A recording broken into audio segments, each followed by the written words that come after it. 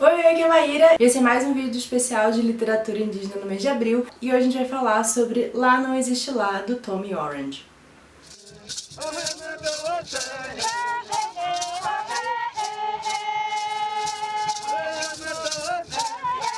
Esse é o primeiro livro que a gente vai falar aqui no especial, que é de um autor indígena da América do Norte. O Tommy Orange é do povo Cheyenne e Arapaho. Esse livro recebeu um monte de prêmio e eu acho que por isso que ele acabou recebendo mais atenção fora do nicho de alta literatura, e acho que também por isso que ele foi trazido para o Brasil, porque é sempre raro, né, e difícil. Isso que o mercado literário norte-americano é bem mais aquecido que o nosso, então a gente tem bem mais coisas, tem livros de YA escritos por autores indígenas, e aqui a gente, né, sabe como é que é o nosso mercado, então os livros indígenas são mais ou livros adultos, ou de não ficção, ou livros infantis para crianças. Esse aqui é um livro que ele é de ficção, ele é contemporâneo e ele fala sobre indígenas urbanos. Ele não vai falar sobre nada, entre aspas aqui, folclóricas, ele não vai falar de cosmologia, ele vai falar como é a vida do indígena urbano,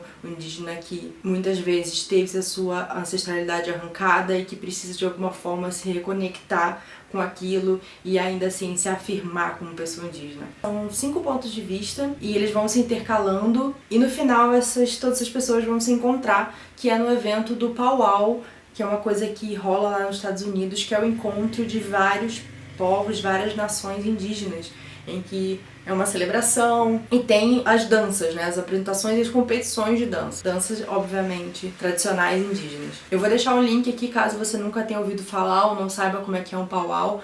Tem alguns vídeos que mostram realmente esses eventos e é uma coisa bem significativa, bem grande. E bom, eu sempre menciono esse livro aqui, com certeza foi um dos primeiros livros de autores indígenas que eu li, acho que por ser de mais fácil acesso e por ser de uma autora grande também, né, foi lançado pela Rocco, mais inclusive do que nossos autores indígenas daqui. O que é um problema, o que é um erro, mas enfim. Eu acho que eu só tinha lido um livro do Daniel Munduruku antes de ler esse aqui.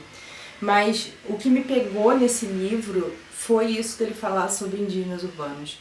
E principalmente sobre essa questão da identidade, de você não se sentir indígena o suficiente, por você ter uma família que foi quebrada, muitas vezes aqui pelo vício, pelo suicídio. E com isso, a sua própria conexão com a sua ancestralidade é quebrada também. E ele faz interrupções, assim, a cada rodada aqui dos pontos de vista, para te relembrar que isso não é uma situação só de agora, é uma situação que veio desde a colonização. Eu vou ler um iniciozinho aqui que eu acho que é o trecho mais impactante, que esse livro aqui ele me emocionou muito em vários momentos, mas esse momento é muito forte. Não é nenhum spoiler, é só meio que a introduçãozinha que ele dá no próprio prólogo. Se chama Cabeça de Índio. Então ele começa aqui falando sobre esse símbolo, né, a cabeça do índio. Ele fala sobre um teste de sintonização da televisão em que você tinha que sintonizar até que a cabeça, né, a imagem da cabeça do índio estivesse 100% clara. E ele mostra como o símbolo, né, essa cabeça desse índio é usada várias vezes, seja numa marca, no mascote, sempre é um símbolo definido pelo outro, né?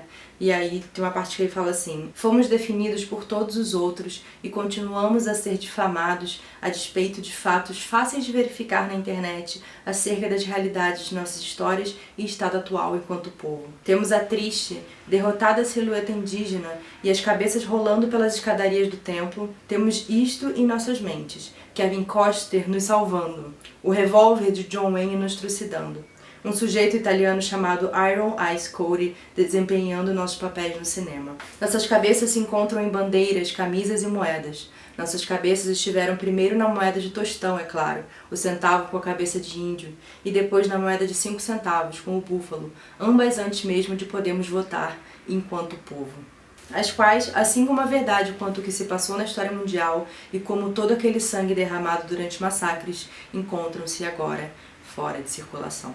Eu até me engajo para falar sobre esse começo e tem vários outros momentos que me pegaram muito nessa história. E ele faz questão de te lembrar isso. Como o ser indígena foi sempre definido pelos outros. E como a fantasia de indígena, a visão, né, desse índio é uma visão caricata, uma visão criada pelo branco. E como a história dos massacres do que esses povos viveram foram esquecidas. Eu tenho dificuldade de falar sobre esse livro também porque ele me tocou demais as coisas que ele estava falando aqui e eu terminei extremamente emocionada, extremamente mexida, mas eu não sei se ele vai pegar as outras pessoas como ele me pegou, porque ele conversa muito comigo. Eu entendo que talvez lendo, por toda hora ele ficar mudando de ponto de vista, você não se apegue tanto aos personagens e você talvez não absorve todas as coisas que ele tá falando aqui por ser uma vivência diferente. Eu sempre falo isso, que quando eu tava lendo um pouco mais sobre esse livro,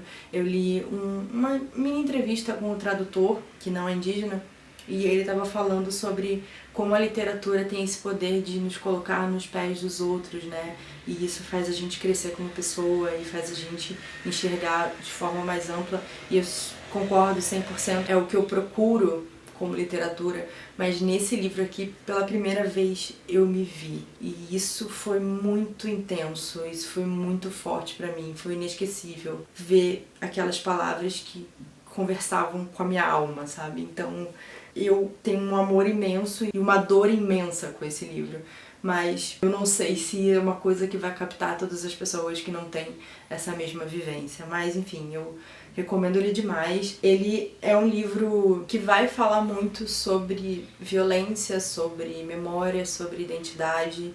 E eu acho que ele fala de uma forma muito tocante como certas coisas dentro de você, você sabe quem você é. Não existe nenhuma carteirinha, não existe ninguém que pode tirar de você quem você é. Pra mim isso foi muito forte, falou de forma que ecoou muito na minha cabeça e com certeza é um livro que, mesmo sendo muito difícil e dolorido, eu acho que eu quero revisitar e eu quero ler, obviamente, as outras coisas que o Tommy tem pra escrever. E assim, eu acho que até pra quem não tem essa vivência, eu acho importante ler. Eu acho importante saber que existem indígenas urbanos, que indígena não é só o povo que tá na aldeia, que tá na floresta. Aqui a gente tem vários exemplos dessas vivências. Eu acho que ele faz isso de uma forma muito legal de desconstruir e de mostrar um indígena moderno, um indígena que tá aprendendo a dançar o pauau com vídeos do YouTube, porque ele nunca teve ninguém pra ensinar pra ele, sabe? Esse tipo de coisa. É realmente incrível. E bom, gente, foi isso. Espero que vocês tenham gostado dessa dica. Se você gostou do vídeo, não esqueça de curtir e de se inscrever aqui no canal, porque vai ter mais vídeos do especial de literatura indígena. Uma boa leitura pra vocês e até mais. Tchau, tchau.